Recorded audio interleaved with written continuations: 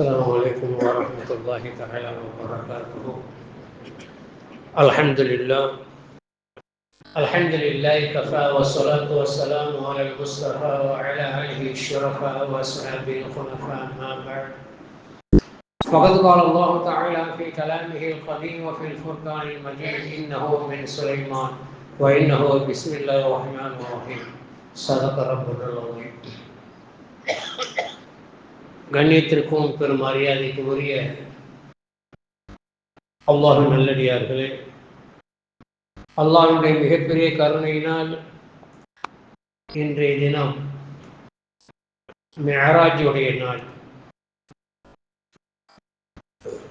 உலகத்திலேயே மிகவும் அதிசயமான ஒரு நிகழ்வு நடந்த ஒரு நாள். இதை வருஷம் நம்ம கேட்கறது தான். ஆனால் இந்த வாரம் அதை வித்தியாசமாக பார்ப்போம். அரை மணி நேரம் 25 நிமிஷத்தில் முடியக்கூடிய சப்ஜெக்ட் இல்லை. முடிஞ்ச அளவுக்கு அதை சுருக்கி இன்ஷா அல்லாஹ் நான் சொல்ல பார்க்குறேன். மிஅராஜ் அப்படின்னா அந்த அரபி வார்த்தைக்கு ஏறுதல் என்பது அர்த்தம். அரஜாண்டா ஏறினான், மிஅராஜ்னா ஏறுதல், விண்ணுலக பயணம் என்பதற்காக இதற்கு இந்த பெயர் வர்ற காரணமாயிற்று. இது எப்போ நடந்துச்சு? நபி ஸல்லல்லாஹு அலைஹி வஸல்லம் அவர்களுடைய 52வது வயசுல நடந்துச்சு. 53ல ஹிஜ்ரத் பண்ணாங்க. ஹிஜ்ரத்துக்கு முன்னால இந்த சம்பவம் நடந்துச்சு. சரியா? இந்த எந்த சூழ்நிலை என்று கேட்டால், அவரது பாதுகாப்பாக இருந்த அபூ தாலிபும் அன்னை ஹதீஜா ரலியல்லாஹு தஆலா அன்ஹா அவர்களும் ஹிஜ்ரி 50ல் தொடர்ந்து இருவரும் மௌத்தாகிவிட்டார்கள். ஹதீஜா நாயகியும் அபூ தாலிப் 2 பேரும் அந்த 50 கடைசியிலே மௌத்தாயிட்டாங்க. 51ல் ரசூலுல்லாஹி ஸல்லல்லாஹு அலைஹி வஸல்லம் அவர்கள் சௌதா என்ற பெண்ணை திருமணம் செஞ்சாங்க. அப்ப ஹிஜ்ரத்துடைய மிஅராஜுடைய நேரத்தில் ரசூலுல்லாஹி ஸல்லல்லாஹு அலைஹி வஸல்லம் அவர்களுக்கு சௌதா என்ற ஒரு மனைவி மட்டுமே இருந்தார்கள். 4 பிள்ளைகள் இருந்தாங்க. 4 பொம்பளை பிள்ளைகளும் உயிரோடு இருந்தாங்க. 4 பேருமே சிறுமிகள். அவரை வளர்ப்பதற்காக வேண்டி சௌதா ரலியல்லாஹு தஆலா அன்ஹா அவர்களை நபி ஸல்லல்லாஹு அலைஹி வஸல்லம் திருமணம் செஞ்சாங்க. இந்த சூழ்நிலையில் உம்மு ஹானி ரலியல்லாஹு தஆலா அன்ஹா அவருடைய வீட்டில் ரசூலுல்லாஹி ஸல்லல்லாஹு அலைஹி வஸல்லம் தங்கி இருந்தாங்க. ஏன்னா இந்த வரலாறு புரிஞ்சாதான் மிஅராஜுக்கு பின்னணி என்னன்னு நமக்கு விளங்க முடியும். இந்த உம்மு ஹானி யார் அப்படின்னு கேட்டால், ரசூலுல்லாஹி ஸல்லல்லாஹு அலைஹி வஸல்லம் அத்தா கூட பிறந்த ஒரே பெண் அவங்க தான். அவங்க பார்ட்னர் இருக்காங்களே, ரசூலுல்லாஹ் முஹம்மது ஸல்லல்லாஹு அலைஹி வஸல்லம் அவங்க அத்தா அப்துல்லா, அவங்களுடைய பார்ட்னர் அப்துல் முத்தலிப் இருக்காங்கல்ல, அந்த அப்துல் முத்தலிபுக்கு 11 ஆம்பளை பிள்ளைங்க, ஒரு பெண் குழந்தை. அவங்களுக்கு 11 ஆம்பளை பிள்ளைங்க, ஒரு பெண் குழந்தை. அந்த பெண் குழந்தை தான் உம்மு ஹானி ரலியல்லாஹு தஆலா அன்ஹா. நபிக்கு மாமி அல்லது குப்பி முறை வேணும். 2 ஒண்ணா. சில ஊர்ல மாமின்னு சொல்லுவாங்க, சில ஊர்ல குப்பின்னு சொல்லுவாங்க. அதனால அவங்க வீட்டில் தங்கி இருக்கும் பொழுதுதான் இந்த நிகழ்வு நடந்தது. மிஅராஜ் நிகழ்வு எங்க நடந்துச்சு? ஸல்லல்லாஹு அலைஹி வஸல்லம் 52வது வயசுல உம்மு ஹானி ரலியல்லாஹு தஆலா வீட்டில் இருக்கும் பொழுது ரஜப் பிறை 27 அன்று அந்த நிகழ்வு நடந்தது. அப்போ நபி ஸல்லல்லாஹு அலைஹி வஸல்லம் அவர்கள் இந்த ஹதீஸை அறிவிக்கிறாங்க, சொல்றாங்க. அவங்க தான் சொல்றாங்க, அனஸ் ரலியல்லாஹு தஆலா அறிவிக்கிறாங்க, ரசூலுல்லாஹ் சொன்னதாக. நான் உம்மு ஹானி ரலியல்லாஹு வீட்டில் இருந்திருக்கும் பொழுது முகட்டை குறித்து ஜிப்ரீல் அலைஹிஸ்ஸலாமும் மீகாயில் அலைஹிஸ்ஸலாமும் இறங்கினார்கள். என்னை அழைத்து கொண்டு, அது அப்படியே சொல்றேன், கூட்டல் குறைச்சல் இல்லாம, என்னை அழைத்து கொண்டு ஹதீம் என்ற இடத்திற்கு வந்தார்கள்.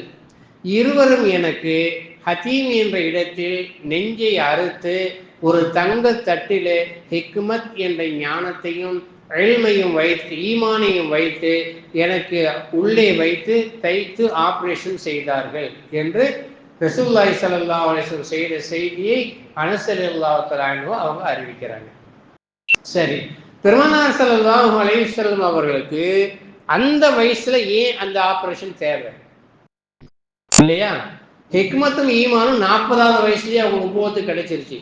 12 வருஷம் கழிச்சு என்ன தேவை இருக்கு அப்படின்னு கேட்டால், அதற்கு பின்னால்தான் விஷயமே இருக்கிறது. அது பின்னால்தான் இஸ்லாத்தினுடைய ஈமானுடைய வளர்ச்சி இருக்கிறது. ஒன்று, ரப்புல் ஆலமீனை போய் சந்திக்க போறாங்க. அந்த சந்திப்புக்கு அவங்கள அந்த 2 பேரும் தோது பண்ணாங்க, சரி பண்றாங்க. ஆக்சிஜன் இல்லாத பகுதிக்கு அவங்க போகணும். ஆக்சிஜன் கொஞ்சம் கூட இல்லாத ஒரு பகுதிக்கு போகணும். அந்த பகுதிக்கு போகக்கூடிய நேரத்துல அதுக்கு தோதா என்ன உடல் வாகு வேணுமோ அந்த உடல் வாகு வேணும். ஏன்டா ஸல்லல்லாஹு அலைஹி வஸல்லம் ரூஹு மட்டும் மேராஜ் போகல. அப்படி சில பேர் சொல்றாங்க, அது தவறான செய்தி. ரூஹு மட்டும் போகல, உடலோட மக்காவோடு எந்த கைகாலோட எந்த கண்ணு மூக்கோட வாழ்ந்தார்களோ அப்படியே நிலைமையில தான் அழைச்சிக்கிட்டு போனாங்க. மேராஜ் போனது நபியுடைய மக்காவில எந்த ரூபத்திலே அவர் உம்முஹானியுடைய வீட்டிலே தூங்கினார்களோ அந்த நிலைமையில தான் அழைத்துட்டு போனாங்க. ஆபரேஷன் மட்டும்தான் நடந்து ஹிக்மத்தையும் ஈமானையும் எக்ஸ்ட்ரா கொடுக்கப்பட்டது. இதை நாம் கவனத்தில் கொள்ள வேண்டும். சரியா? அப்போ ரசூலுல்லாஹி ஸல்லல்லாஹு அலைஹி வஸல்லம் அவர்களை ஜிப்ரீல் அலைஹிஸ்ஸலாத்து வஸ்ஸலாம் 2 பேர் ஆபரேஷன் பண்ணாலும் மீகாயில் அலைஹிஸ்ஸலாம் மக்காவோட கலந்துக்கிறாங்க. அவங்க வானத்துக்கு போயிடுறாங்க. ஜிப்ரீல் அலைஹிஸ்ஸலாம் மட்டுமே புராக் குகையில் இது ஒரு புராக் என்ற வாகனத்துல பைத்துல் முகத்தஸுக்கு அழைச்சிட்டு போறாங்க. உங்களுக்கு தெரியும் இப்போ பைத்துல் முகத்தஸ் நிலைமை. அல்லாஹ் சொல்லும் போதே சொல்வான், சுப்ஹானல்லதி அஸ்ரா பி அப்திஹி மினல் மஸ்ஜிதில் ஹரமி இலல் மஸ்ஜிதில் அக்ஸா.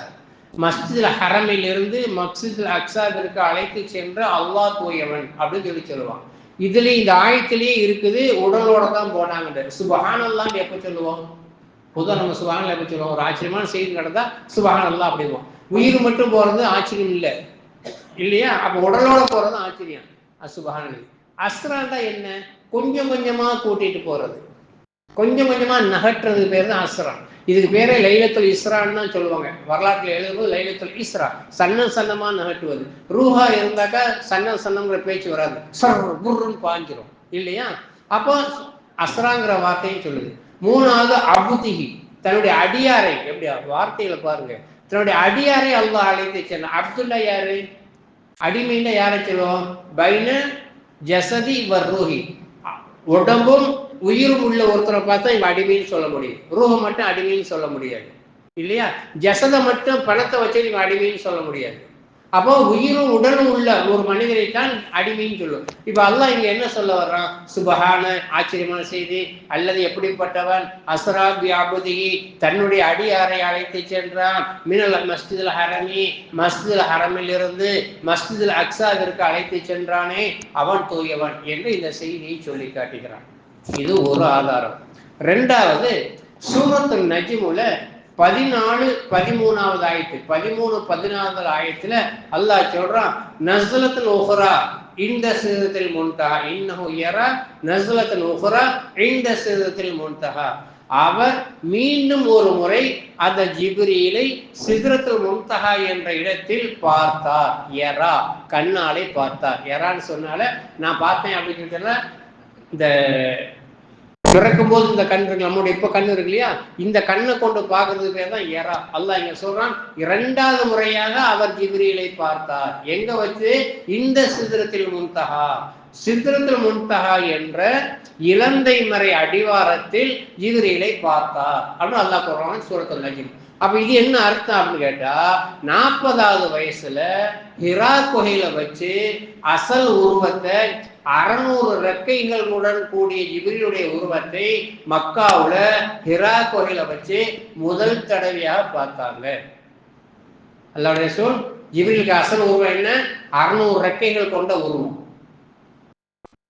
அப்ப அல்லாஹ் இங்க சொல்லுங்க, சூரத்து நஜ்முல 13, 14 சொல்லக்கூடிய நேரத்துல 2வது முறை சிதறத்துல் முன்தஹா என்ற இடத்தில் அவரை பார்த்தார் அப்படின்னு சொல்லிச்சுன்னா, வானத்துக்கு ஸல்லல்லாஹு அலைஹி வஸல்லம் ஹிரா குகையில எந்த கண்ணோட ஜிப்ரீலை பார்த்தார்களோ அதே கண்ணோட சிதறத்துல் முன்தஹாவை பார்த்தார்கள். அதுக்கு அப்படித்தான் அர்த்தம் வைக்கணும். மக்காவில் இருக்கும்போது ஹிரா குகையில எந்த கண்ணால பார்த்தாங்க? எந்த கண்ணோட பிறந்தாங்களோ அந்த கண்ணோட பார்த்தாங்க. அதே கண்ணோட தான் 2வது முறையாக பார்த்தாங்க. எங்க? 7 வானத்தையும் தாண்டி அர்ஷுக்கு அருகில் இருக்கக்கூடிய சிதறத்துல் முன்தஹா, அதான் எல்லை கோடு, மலக்குகள் போகக்கூடிய எல்லை அதான். அந்த சிதறத்துல் முன்தஹாவை தாண்டி ஜிப்ரீல் கூட போக முடியாது, எந்த மலக்கும் போக முடியாது, எந்த ஜின்னும் போக முடியாது. அப்ப அப்படிப்பட்ட எல்லையில ரசூலுல்லாஹி ஸல்லல்லாஹு அலைஹி வஸல்லம் மக்காவில் பார்த்த அதே கண்ணை கொண்டு ஜிப்ரீலை பார்த்தார்கள் என்று சூரத்துல் நஜ்மில் அல்லாஹ் சொல்றான். ஆக உடலோடு போனார்கள். ஜீவித்த உடலை கொண்டே அவர்கள் சென்றார்கள் என்பதை நாம் நம்ப வேண்டும். சுன்னத் வல் ஜமாஅத்துடைய கொள்கை. சரி, இப்ப ஆக்சிஜன் இல்லாத இடத்துல போனாங்க அப்படிங்கிறத நம்ம நம்புறோம்ல, இது ஈஸியா இருக்கும் நமக்கு. சஹாபாக்கள் காலத்துல அந்த நேரத்துல முஸ்லீமா இருந்தவங்க கூட சில பேர் பின்னோக்கி போயிட்டாங்க, முர்தத் ஆயிட்டாங்க. ரஜப் 28 இந்த ஒவ்வொரு சஹாபாக்களுக்கும் என்ன வேண்டியது, அதை அப்படியே நம்ம வரிசையா கொண்டு வருவேன். அந்த தேவையான விஷயங்களை முதல்ல சொல்லுவேன். ஒவ்வொரு சஹாபாக்களுக்கும் ஒரு பேர் உண்டு, பட்ட பேர் உண்டு, தெரியுமில.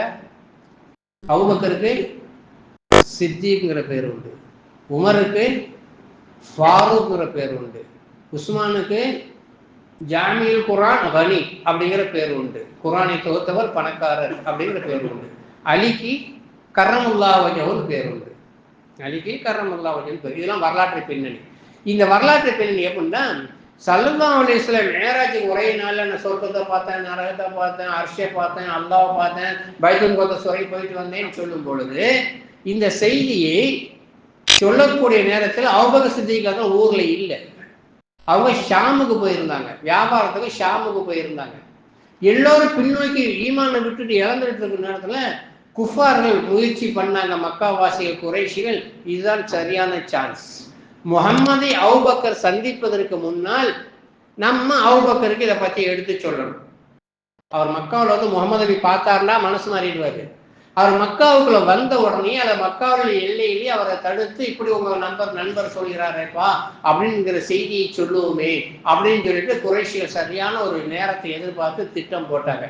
ஷாம்ல இருந்து அபூபக்கருடைய தூதுக்குழு, வியாபார குழு உள்ளே நுழையும் பொழுது பெரிய பெரிய மக்காவாசிகள் நல்லா பேசக்கூடியவங்களை அழைச்சிக்கிட்டு போய் குறைஷிகள் அபூபக்கர் சித்திக் ரலியல்லாஹு பேச வச்சாங்க. என்னப்பா நீ முகமது நம்பிட்டு இருக்கிற, அந்த முகமது எப்படிப்பட்டவர் தெரியுமா? அந்த முகமது ஒரே நாள்ல மேராஜ் இது போயிட்டு வர, ஒரே நைட்ல நம்ம பைத்துல் முகத்தஸ் போயிட்டு வர முடியுமா? வானத்தை போயிட்டு வர முடியுமா? சொர்க்கத்தை பார்க்க முடியுமா? நரகத்தை பார்க்க முடியுமா? இவ்வளவு பார்த்துட்டு போய் சொல்றாருப்பா அப்படின்னு சொல்லி அபூபக்கர் சித்திக் ரலியல்லாஹு தஆலா அன்ஹு அவர்கள் ரசூலுல்லாஹை சந்திப்பதற்கு முன்பு ஷாமில் இருந்து மக்காவிற்குள் நுழைந்த உடனேயே இவங்க போய் போட்டு கொடுத்தாங்க. அல்லாஹ் அக்பர். அதுக்கு அபூபக்கர் சித்திக் சொன்ன பதிலுமா, முகமது அப்படியா சொன்னாங்க, சதத்து ஏத்துக்கிட்டேன், அது உண்மையா தான் இருக்கும். ஈமான் வந்தீங்களா? முஹம்மது ஸல்லல்லாஹு அலைஹி வஸல்லம் அப்படி சொல்லி இருந்தார் என்று சொன்னா ரசூலுல்லாஹ்வுடைய வாயில் இருந்து கேட்கல. முஹம்மது ஸல்லல்லாஹு அலைஹி அப்படி சொல்லி இருந்தார் என்றா சதத்து, நான் உண்மை சொல்லிவிட்டேன், ஆமன்து பிஹி, அதை கொண்டு நான் ஏற்றுக்கொண்டு விட்டேன் அப்படின்னு சொல்லிட்டு சொன்ன உடனே குறைஷிகள் ஷாக் ஆனாங்களோ இல்லையோ, அல்லாஹ்வுடைய ரசூல் சொன்னாங்க அவர் சித்திக். அல்லாஹ்வுடைய ரசூல் சொன்னாங்க அவர் சித்திக். அன்னைக்கு தான் சித்திக் என்று அழைக்கப்பட்டார். அபூபக்கர்னா கன்னி பெண்ணின் தந்தை. அந்த அபூபக்கர் பேர் எப்போ வந்துச்சுன்னா அதுக்கு பின்னால ஆயிஷாவை ரசூலுல்லாஹி ஸல்லல்லாஹு அலைஹி வஸல்லம் திருமணம் செஞ்ச பின்பு அபூபக்கர் கன்னி பெண்ணின் தந்தை என்ற பேர் வந்துச்சு. அவர் பேர் அப்துல்லா. அசல் பேர் என்ன தெரியுமா? முதல்ல அப்துல் ஷம்ஸ்ன்னு வச்சிருந்தாங்க, இஸ்லாத்தை ஏற்ற பின்னால் அப்துல்லான்னு ஆனாங்க. அதுக்கு பின்னால் அபூபக்கர்ங்கிற பேரு, இந்த சித்திக்கிற பேரும் ஹிஜ்ரத்து மேராஜ் நேரத்தில் சித்திக்கும், நபி அவர்கள் ஆயிஷா அம்மாவை கல்யாணம் பண்ண பின்னால் அபூபக்கர் கன்னியின் தந்தை அப்படிங்கிற பேரும் அபூபக்கர் சித்திங்கிற பேர் வந்துச்சு. இந்த வரலாறுலாம் நமக்கு தெரியணும் கண்டிப்பா. அப்ப எப்படி மெய்ப்பிச்சாங்க? அபூபக்கர் இன்னைக்கு விண்ணுலகம் கிடையாது, யார் மனசுக்கு போறாங்க, இன்னைக்கு ராக்கெட்ல விட்டு அனுப்புறாங்க, உயிரோட திரும்பி வர்றாங்க, இதெல்லாம் நம்ம பார்த்துட்டு இருக்கோம். அந்த புள்ள போய் 1.5 வருஷம் ஒரு விண்ணில் உட்கார்ந்துட்டு ஒரு புள்ள திரும்பி வந்துச்சு இல்லையா? அப்ப அதெல்லாம் நம்ம இன்னைக்கு அன்போட நம்பிட்டு தானே இருக்கிறோம். அப்ப ரசூலுல்லாஹி ஸல்லல்லாஹு அலைஹி வஸல்லம் உயிரோட மேராஜ் போனாங்கிறத 100% 100க்கு 100 சுன்னத் வல் ஜமாஅத்துக்காரங்க நம்பணும். அது முடிஞ்சு. சரி, இப்போ ஆபரேஷன் முடிஞ்ச பின்னால ஸல்லல்லாஹு அலைஹி வஸல்லம் ஜிப்ரீலும் புராக் வாகனத்துல போறாங்க. ரசூலுல்லாஹ் புராக் வாகனத்துல இருக்கிறாங்க, ஜிப்ரீல் அலைஹிஸ்ஸலாம் கூடவே பறந்து போயிட்டு இருக்கிறாங்க. போற வழியில ஒரு 3 விஷயம் நடந்துச்சு. ஒன்றை மட்டும் சொல்றேன். எகிப்தை கிராஸ் பண்ணக்கூடிய நேரத்தில், ஏன்டா அடுத்த வாரம் இது தொடரும் இன்ஷா அல்லாஹ், மேராஜ் போனாலும் அதுக்கு ஏன்டா ஒரே வாரத்தில் முடிக்க முடியாது. போற நேரத்துல முக்கியமா எது தேவை, முதல் வாரத்துல அது செஞ்சாங்க இது செஞ்சாங்க, வருஷம் கேட்கறதா போர் அடிக்கி. அதனால முக்கியமான செய்திகளை மட்டும் குறைக்க சொல்றேன். போற நேரத்துல எகிப்தை கிராஸ் பண்ணும்போது, எகிப்தை கிராஸ் பண்ணித்தான் பைத்துல் முகத்தஸ் போகணும். மக்காவுக்கு போகக்கூடிய நேரத்தில், பைத்துல் முகத்தஸ் போகக்கூடிய நேரத்துல அப்போ பயங்கரமான ஸ்மெல், நறுமணம், அப்படி ஒரு நறுமணத்தை ரசூலுல்லாஹ் உணர்றாங்க. கடுமையான நறுமணத்தை உணர்றாங்க. எகிப்தை கிராஸ் பண்ணி இப்போ 2 பேரும் போயிட்டு இருக்கிறாங்க, பேசிட்டே போறாங்க. போகும்போது கிராஸ் பண்ணும்போது வாடை வருது. அப்போ ஜிப்ரீல் அலைஹிஸ்ஸலாத்து ரசூலுல்லாஹ் கேட்க, என்ன வாடை இந்த இடத்துல இவ்வளவு ஸ்மெல்லா இருக்கு, அற்புதமான மனமா இருக்கு, இது என்ன மனம் அப்படின்னு ஜிப்ரீல் அலைஹிஸ்ஸலாத்துட்ட யார் கேட்கிறா? அல்லாஹ்வுடைய ரசூல் கேட்கிறாங்க இல்லையா? நம்ம இப்ப யாராவது 2 பேர் பேசும்போது ஒரு புதுசா பார்த்தா, நம்ம ஒரு பில்டிங்கை எதையாவது பார்த்தா கேட்போம் இல்லையா, இது என்ன அற்புதமா இருக்கே அப்படின்னு சொல்லிட்டு. பில்டிங்கை பார்த்தாலும் யாருடைய பில்டிங் இருக்கணும், அற்புதமா இருக்கே அப்படின்னு சொல்லிட்டு சொல்லுவாங்க. நேற்று கூட ஒரு சின்ன சம்பவம், விட்டு சின்ன செய்தி. இப்படி பிடாரியம்மன் கோயில் 2 பேர் நாங்கள் இன்னொரு சகோதரர் நடந்து வர்றோம். ஒரு வீடு புதுசா சின்ன வீடு கோலம் போட்டு அழகா கட்டியிருக்காங்க. அது கார் பார்க்கிங் விட்டு கட்டியிருக்கிறாங்க. அப்ப என் கூட வந்தவர் சொன்னாரு, அது இது நிச்சயமா பாய் வீடா இருக்காது, முஸ்லீம் வீடா இருக்காது. பிடாரியம்மன் கோயில 4வது வீடு, ரொம்ப பெருசு சொல்றேன், இந்த செய்தியை சொல்றேன், முஸ்லீம்களோட வீடா இருக்காது. எதை வச்சு சொல்றீங்களா?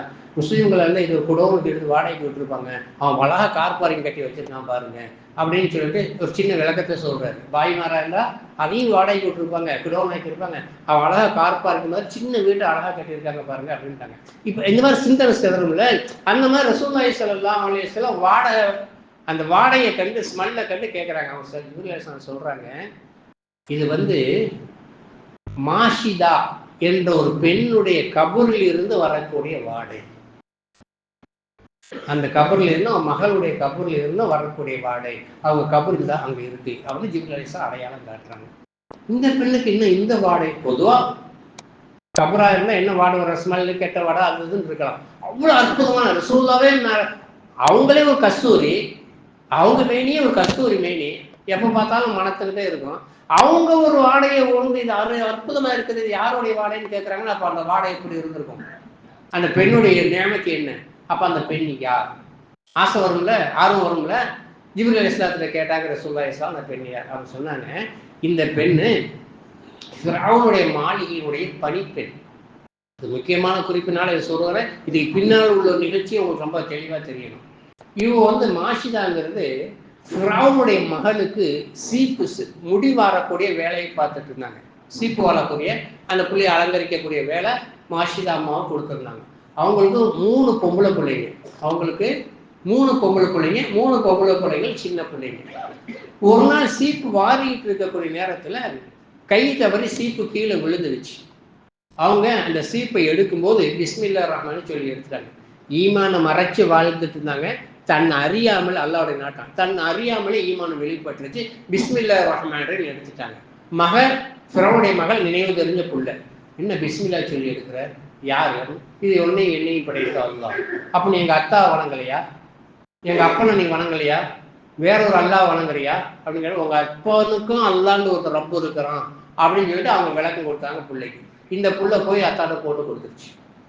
ஃபிரௌன்கிட்ட போயிட்டு, நீங்க எனக்கு சீப்பு வாரும் போது பிஸ்மில்லாஹிர் ரஹ்மான் எடுக்குது, நீ கடவுள் இல்லையா, உன்னையும் படைத்த இன்னொரு கடவுள் அல்லாஹ்னு ஒருத்தர் இருக்கிறதா சொல்லுன்னு மாஷிதாவை கூட்டுவா அப்படின்னாங்க.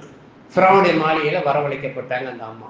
வரவழைக்கப்பட்டு நிலைமையை கேட்கும்போது அவங்க சொன்னாங்க, இல்லை நீ அல்லாஹ்வுடைய, நீ வணங்க தகுதியானவன் இல்லை, வணங்க தகுதியான அல்லாஹ் ஒருவன், அவன் தான் உனக்கு ஆட்சி அதிகாரத்தையும் தந்திருக்கிறான், அவன் தான் உன்னை படைத்தான் சொல்லி பெரிய லெக்சர் பண்ணோன்னு கோவப்பட்டான்.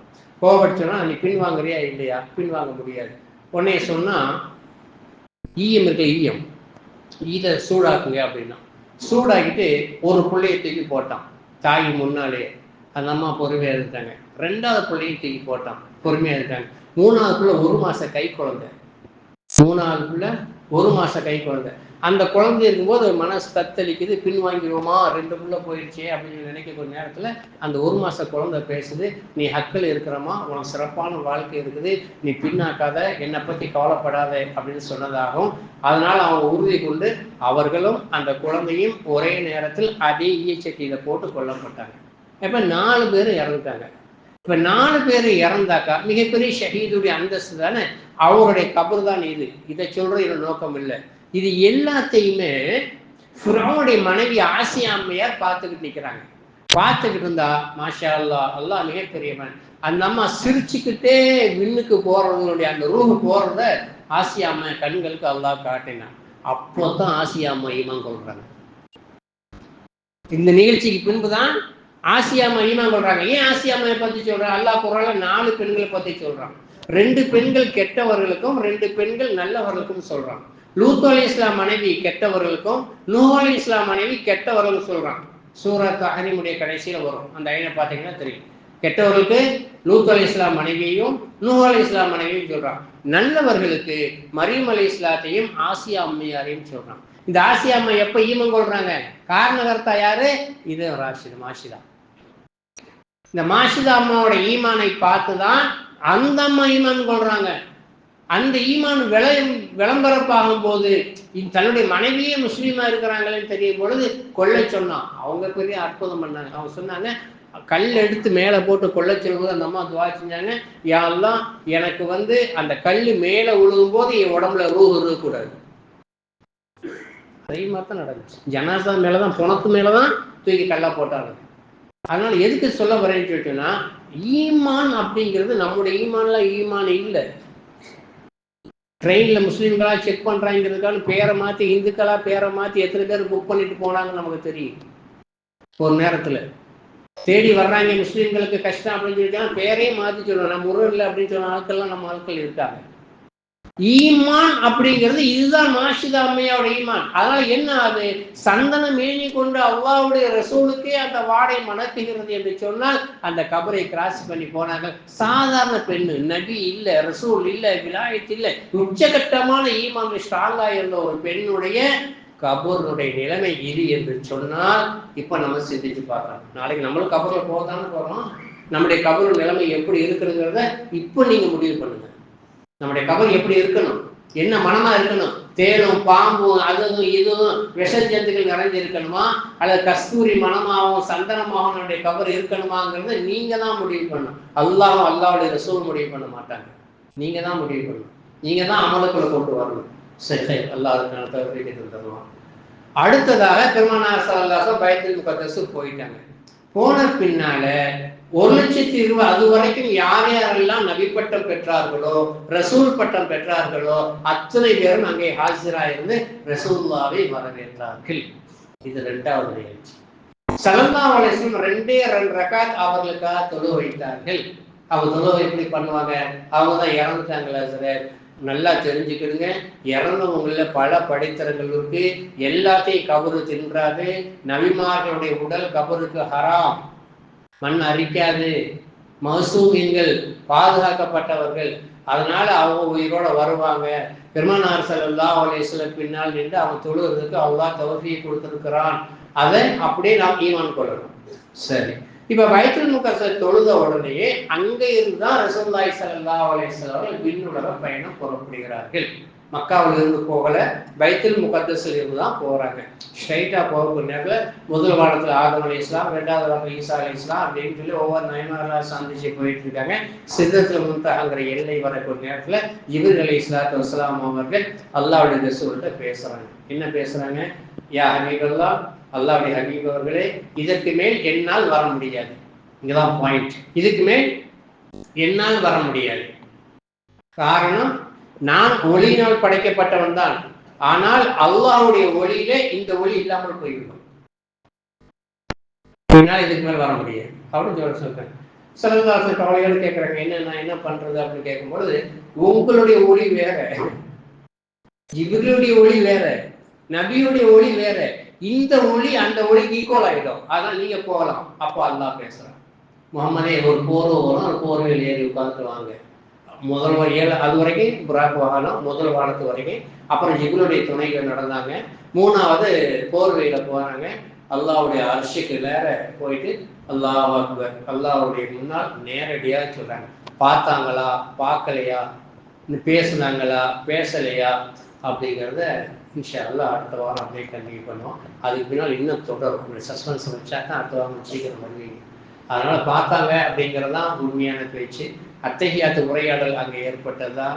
அதற்கு பின்னால் ரசூலுல்லாஹி ஸல்லல்லாஹு அலைஹி வஸல்லம் வந்த பின்னால் அப்படி பார்த்தேன்னு சொல்லும் போது, ஏற்கனவே பைத்துல் முகத்தஸ்லேருந்து குடிபெயர்ந்த யூதர்கள் இருந்தாங்கல்ல, மக்கா பைத்துல் முகத்தஸ் போய் பார்த்துட்டு வந்தவங்க, அவங்க எல்லாம் கேட்டாங்க, அப்படியா அங்க எத்தனை ஜன்னல் இருந்துச்சு, எத்தனை தூண் இருந்துச்சு, அதோட அமைப்பு எப்படி இருந்துச்சு, இப்படிலாம் கேட்டாங்க. சிலர் போனாங்க, நபிமார்கள் சந்திச்சாங்க, தொழுகை சொல்றாங்க. இப்ப நான் கேட்கிறேன், இந்த பள்ளி ஆரம்பிச்சு 2 வருஷம் 2.5 வருஷம் நெருங்க போகுது. இந்த பள்ளி எத்தனை ஃபேன் இருக்கு? யாராவது சொல்லுங்க, எத்தனை ஃபேன் இருக்கு? அவன் என்றான் தலையை தூக்கி. கவனிக்கல, நமக்கு அது வேலை இல்லை. வர்றோமா, தொழுதமா, இமாம் தொழுவச்சாரா, பின்னால் தொழுவோம், போயிடுவோமோ அப்படின்னு போயிடுவோம். ஆனா ரசூலுல்லாஹ் அப்படிலாம் கேட்டாங்க. அல்லாஹ் என்ன செஞ்சான், அப்படியே காட்டினான். இன்னைக்கு டிவி மாதிரி இல்லை, அப்படியே பயத்துல காட்டினான். என்ன கேட்டேன், எத்தனை தூணா, இத்தனை தூண், இத்தனை ஜன்னல், என்னன்னு கேட்டாங்க. அப்படியே சொன்னாங்க. எங்க இருந்துக்கிட்டு, மக்காவோட இருந்துக்கிட்டு. இது சப்ஜெக்டா விழாவாரியா இன்ஷா அல்லாஹ் அடுத்த வாரம் பார்ப்போம். வாசத்தை வளர்ந்து பிள்ளையாளுமே. அஸ்ஸலாமு அலைக்கும்.